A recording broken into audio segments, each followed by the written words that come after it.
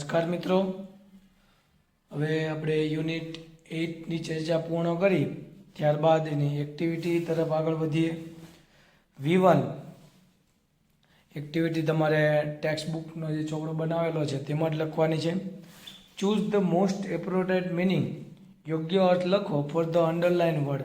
લીટી કરેલા શબ્દની સ્થાને તેના જેવા ટૂંકમાં આપણે અહીંયા નિયરેસ્ટ મિનિંગ લખવાના છે. તો નિયરેસ્ટ મિનિંગ તમારે તૈયાર પણ કરવાના છે કારણ કે પૂછાય છે. તો ફર્સ્ટ પહેલું વાક્ય છે, અ યુનિફોર્મ ગાર્ડ, ગણવેશ પહેરેલો ગાર્ડ, રક્ષક, ચોકીદાર, નોઝ સુરેશ, સુરેશને જાણે છે, એન્ડ સેલ્યુટ્સ હિમ, અને તેને સલામી આપે છે. તો અહીંયા પહેલું છે રિકોગ્નાઇઝ, ઓળખવું. તો જાણવું અને ઓળખવું એ બંને સમાનાર્થી છે. તો પહેલામાં શું આવશે? રિકોગ્નાઇઝ. ત્યારબાદ એડમાયર એટલે વખાણ કરવા, મિસ એટલે ચૂકી જવું, ખોટ લાગવી, યાદ આવવું, નોન એટલે જાણીતું છે. બધા શબ્દોના અર્થ હવે બહુ ખાસ યાદ રાખજો. Second, the mission is charge by commander headquarter. આ મિશન છે એ કમાન્ડર હેડક્વાર્ટર દ્વારા આપવામાં આવ્યું છે. તો આપવામાં આવ્યું છે એટલે શું થશે? એસાઇન. એસાઇન એટલે આપવું. છેલ્લે ઇન્ચાર્જ શબ્દ છે. ઇન્ચાર્જ એટલે યાદ રાખજો, ની દેખરેખમાં. ચલો આગળ third, the enemy plane turn અવે એન્ડ ડિસઅપિયર. ટર્ન અવે એટલે વળાંક લેવો. દુશ્મનના વિમાને વળાંક લીધો અને અદૃશ્ય થઈ ગયું. તો ડિસઅપિયરની જગ્યાએ શું આવશે? વેનિશ. વેનિશ એટલે પણ આપણે આગળ જોયું હતું અદૃશ્ય થવું. ગો બેક એટલે પાછા જવું. પણ અહીંયા ડિસઅપિયર અદૃશ્ય થઈ જાય છે એટલે આપણે લખશું વેનિશ.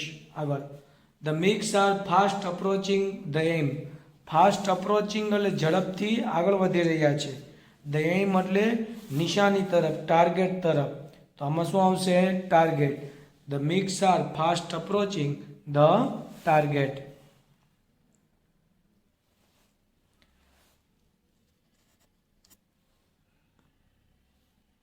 ચલો ત્યારબાદ આગળ વધીએ. V2 match A with B. A અને બીની જોડી જોડો.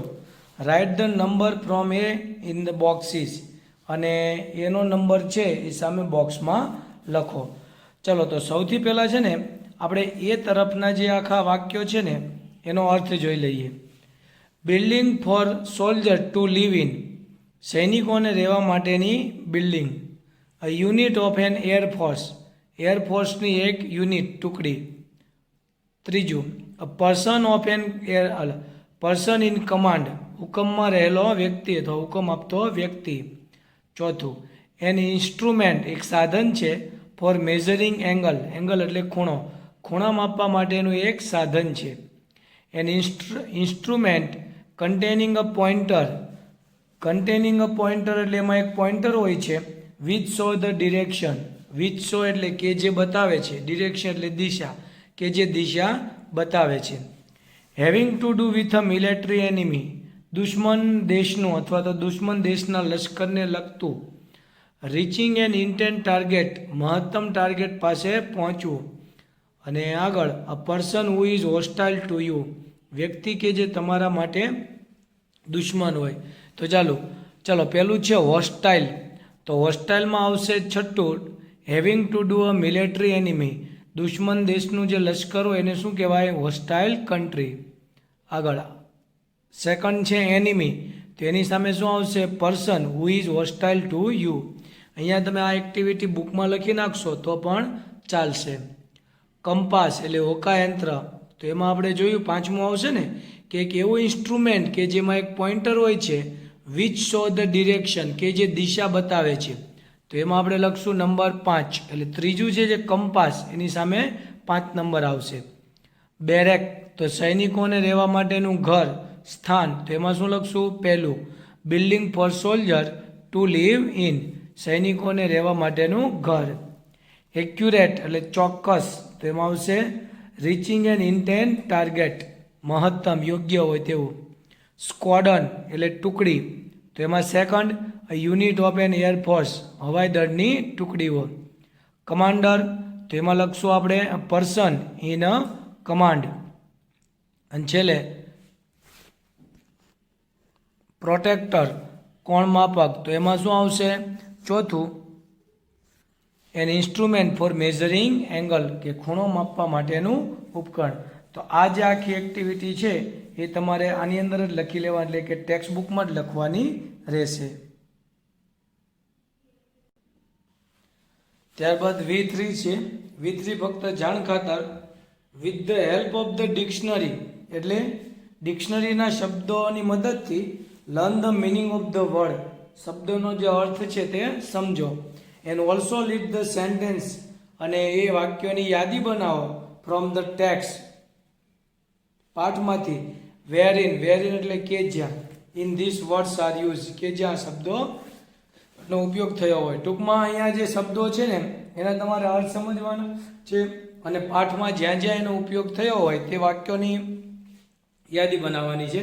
આ એક્ટિવિટી લખવાની નથી, ફક્ત આના અર્થ બધાના સમજી લેજો. જો કે તમને ખ્યાલ જ છે, તેમ છતાં ફરી એક વખત આપણે ચર્ચા કરી લઈએ. હોસ્ટાઇલ એટલે દુશ્મન દેશનું. એક્સેલેટર ઝડપ વધારવી. સપ્લાય પુરવઠો પૂરો પાડવો. આઈડેન્ટિફિકેશન એટલે ઓળખાણ. ડ્યુ ટુ ને કારણે. રિલીઝ એટલે રિલીઝ કરવું, જાહેર કરવું. પ્રોસિજર પ્રક્રિયા. એક્યુરેટ ચોકસાઈ. મેન્ટેન જાળવવું. અને વિઝિબિલિટી એટલે દ્રષ્ટિગોચરતા. વિઝિબિલિટી એટલે શું થશે? દ્રષ્ટિગોચરતા. ચલો હવે ત્યારબાદ જે એક્ટિવિટી છે 4 તે આપણે ચર્ચા કરવાની છે. કમ્પ્લીટ ધ સેન્ટેન્સ, વાક્ય પૂર્ણ કરો with the help of the word given in the bracket, કૌંસમાં જે આપેલા છે તેની મદદથી. તો આ V4 તમારે બુકમાં લખવાની રહેશે. પહેલું છે રેસ્ટેડ ફોર એટલે આરામ આપવો. અસાઇન બાય એટલે આપવામાં આવ્યું. ગોઝ ડાઉન નીચે જાય છે. ડ્યુ ટુ ને કારણે. વેઇટિંગ ફોર એટલે ને માટે રાહ જોઈ રહ્યા હોય. તો ચાલો પહેલું છે આઈ એમ ખાલી જગ્યા યુ, તો શું આવશે? વેઇટિંગ ફોર, કે હું તમારા માટે રાહ જોઈ રહ્યો છું. આગળ ત્યાગીસ પ્લેન રોક્સ, ત્યાગીનું પ્લેન અથડાય છે વાયલેન્ટલી હિંસક રીતે. ખાલી જગ્યા એર બમ, તો શું આવશે? Due to. પાઠમાં આપણે જોયું હતું ડ્યુ ટુ એર બમ. આગળ ધ મિશન ઇઝ ખાલી જગ્યા હેડક્વાર્ટર્સ, HQ એટલે હેડક્વાર્ટર્સ. તો અસાઇન આપવામાં આવ્યું છે. આ મિશન છે એ હેડક્વાર્ટર દ્વારા આપવામાં આવ્યું છે. આગળ બ્રેકફાસ્ટ મે કમ અપ, નાસ્તો આવી જશે. બિફોર ધ બોમ્બ, તો ગોઝ ડાઉન, બોમ્બ નીચે જાય એ પહેલાં નાસ્તો આવી જશે. પાંચમું અ પાયલટ ઇઝ ખાલી જગ્યા year or two at a desk job, પાયલટને 1 કે 2 વર્ષ માટે ઓફિસનું કાર્ય સોંપવામાં આવે છે અને આરામ આપવામાં આવે છે. તો એમાં શું આવશે? Rested for. ચલો તો આમાં જે એક્ટિવિટી કરાવી 3, એ 3માંથી 2 બુકમાં લખવાની રહે છે. ટેક્સ્ટ બુકનો આપણે ચોપડો બનાવ્યો તે, અને એક V2 ટેક્સ્ટ બુકમાં છે. ચલો એના પછી આગળની એક્ટિવિટી જોઈએ. ચલો ત્યારબાદ નેક્સ્ટ એક્ટિવિટી છે C2. હવે એમાં ટાઇટલ આપણને વિદ્યાર્થી મિત્રો કંઈક આ રીતે આપેલું છે. Read the lesson carefully. Careful એટલે કાળજીપૂર્વક, કાળજી, અને કેરફુલ એટલે કાળજીપૂર્વક રીતે. કાળજીપૂર્વક આ વાક્ય આપણો જે પાઠ છે તે વાંચો. એન્ડ ફિલ ધ ડિટેલ્સ, અને વિગતો પૂરો અબાઉટ કમાન્ડર કુકીઝ એક્ટિવિટી, કુકીની પ્રવૃત્તિઓ at the times given in the table, કોષ્ટકમાં આપેલી છે તે પ્રમાણે. તો ચાલો પહેલો વિભાગ છે time of commander Cookie's routine. કુકીની જે દૈનિક દિનચર્યા છે, તેનો સમય આપેલો છે, અને સામે આપણને એવું કીધેલું છે કે activities done by commander Cookie, commander Cookie દ્વારા જે પ્રવૃત્તિ થાય છે તે જણાવો. તો સૌપ્રથમ એટ 5 AM એટલે 5 વાગે. તો 5 વાગ્યાના સમયમાં આપણે જોયું કમાન્ડર કુકીએ કયું કાર્ય કર્યું છે. તો તમે પાઠ વાંચો એટલે તમને ખ્યાલ આવી જાય. Steps in to staff car, staff કારમાં બેસે છે. That will take him to an airbase Indian western sector, western એટલે પશ્ચિમ તરફનું. એક સ્ટાફ કારમાં બેસે છે કે જે તેને ભારતના પશ્ચિમી જે વિભાગ છે હવાઈ મથક ત્યાં લઈ જશે. એટ 5:20 5:20, તો એ તમને ખ્યાલ છે ત્યારે ફાઇટ પ્લાનિંગ રૂમમાં હતા. તો વાક્ય આપણને મળે he is in the fight planning room and study the order for the day. A strike at Batala Punjab at 7 AM. 7 વાગે બટાલા પંજાબ ખાતે જે હવાઈ હુમલો કરવાનો છે તેના વિશેનો અભ્યાસ કરે છે. એટ 6:20 AM સવારના 6:20 વાગે તો એ કન્સલ્ટ મેટ્રિયોલોજીકલ ઓફિસર, તે હવામાનશાસ્ત્રીનો હવામાન ખાતાનો જે અધિકારી છે તેનો સંપર્ક સાધે છે. ફોર વેધર રિપોર્ટ્સ, હવામાનના રિપોર્ટ જાણવા. સ્ટડીઝ ઇટ, તેનો અભ્યાસ કરે છે. And chalks out the plane, અને આખા વિમાનનો માર્ગ દોરે છે. એટ 6:04 AM 6:40 6:40 AM 6:40 તો ટેક્સ હેલ્મેટ એટલે હેલ્મેટ લે છે. ઓક્સિજન માસ્ક પહેરે છે. ગોઝ ટુ સર્વિસિંગ રૂમ તરફ જાય છે. એન્ડ ચેક ધ ફોર્મ, અને પેલું ફોર્મ તપાસે છે. સર્ટિફાઇડિંગ ધ પ્લેન ચેકિંગ, જે વિમાન ચેક થયું છે તેનું આખું ફોર્મ છે તે તપાસે છે. 6:45 AM 6:45 તો હી ઓબ્ઝર્વ્સ ધ ફાઇનલ ચેક, જે છેલ્લું ફાઇનલ ચેકિંગ કહી શકાય તે વસ્તુ ચેક કરે છે. કઈ ટેફલોપ trim, air pressure, air brake, aileron, flaps, fuel instrument, oxygen, hydraulics and pneumatics. અને છેલ્લે 6:55 AM એટલે 6:55 તો reach there first check point missile begin to time the target. જેની પહેલી ચેક પોસ્ટ છે કયો, મિસાઇલ, ત્યાં ગામે પહોંચે છે. ટાર્ગેટને સમય આપવાની શરૂઆત કરે છે. એન્ડ રિલીઝ બોમ્બ, અને બોમ્બ રિલીઝ કરે છે. ચલો, આ આખી એક્ટિવિટી પણ તમારે અહીંયા જે ટેક્સ્ટ બુકમાં બોક્સ આપેલું છે તેમાં જ લખી અને એના ફોટોગ્રાફ્સ પાડીને મોકલવાના રહેશે. ચલો, ત્યારબાદ L2 છે. આખી એક્ટિવિટી તમારે ટેક્સ્ટ બુકમાં લખવાની રહેશે, ટેક્સ્ટ બુકના ચોપડામાં લખવાની રહેશે. Ask this question to your teacher. તમારા શિક્ષકને આ પ્રશ્ન પૂછો. Your teacher will answer them. તમારા શિક્ષક છે એ તમને જવાબ આપશે. આ પ્રકારની એક્ટિવિટી છે ને વિદ્યાર્થી મિત્રો, એનો મુખ્ય હેતુ એવો હોય કે તમે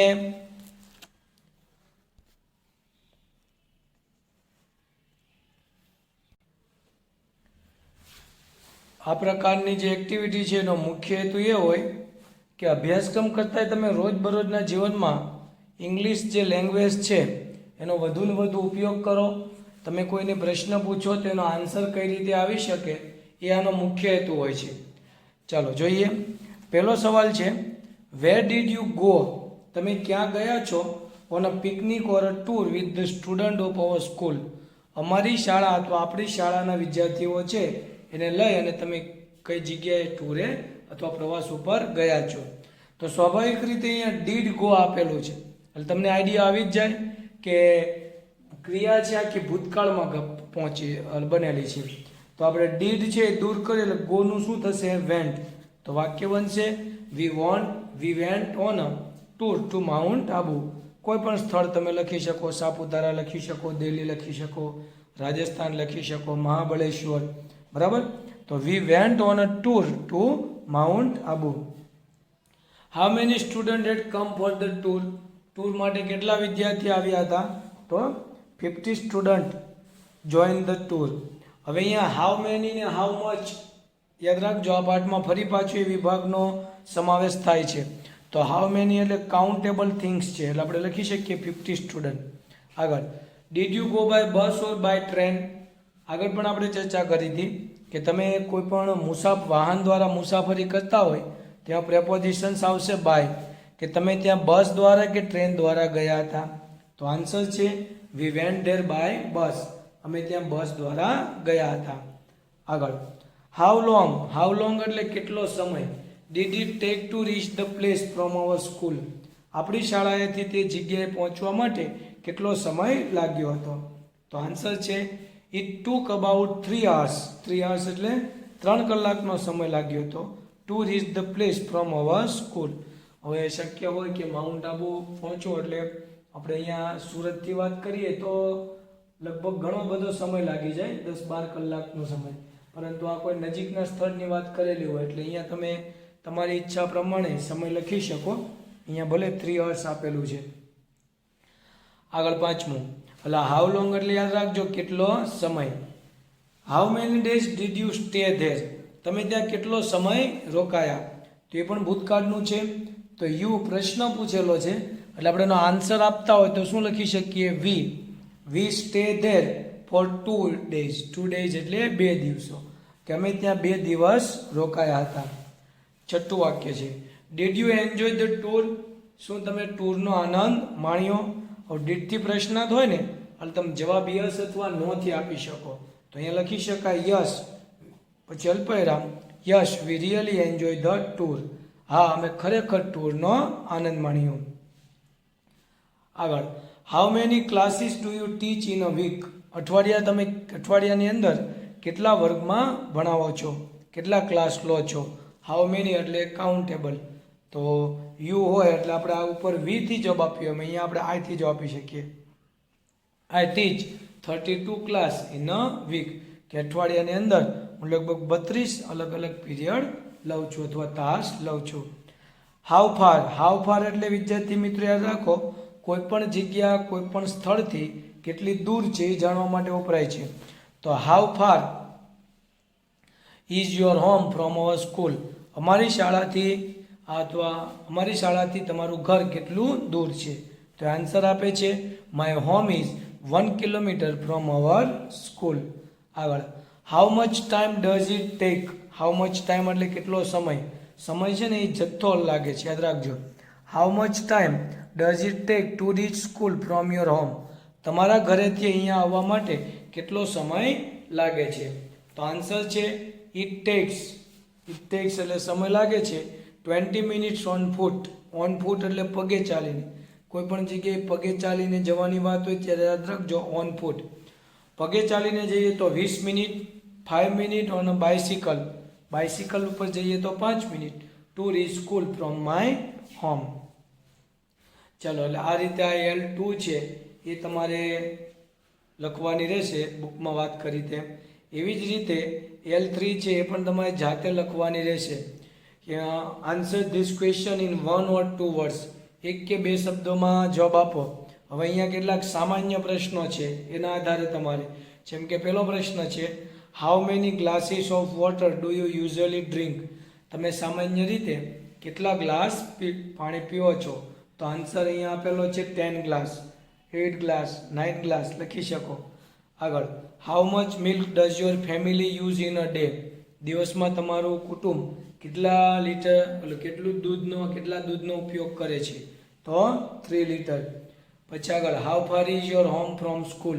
તમારું ઘર શાળાથી કેટલું દૂર છે? તો 1/2 કિલોમીટર, 2 કિલોમીટર. આગળ, how many brother sister do you have? તો 1, 2, 3. એટલે આવી રીતે તમારે આજે 1 થી તે લઈ અને 16 અલગ અલગ ક્વેશ્ચન્સ છે તેના આન્સર પણ બુકમાં લખવાના રહેશે. ચલો, હવે આમાં આપણે જે જગ્યાએ તમને કીધેલી છે કે આ એક્ટિવિટી અહીંયા લખવાની, આ બુકમાં લખવાની, એ બધી એક્ટિવિટી લખવાની રહેશે.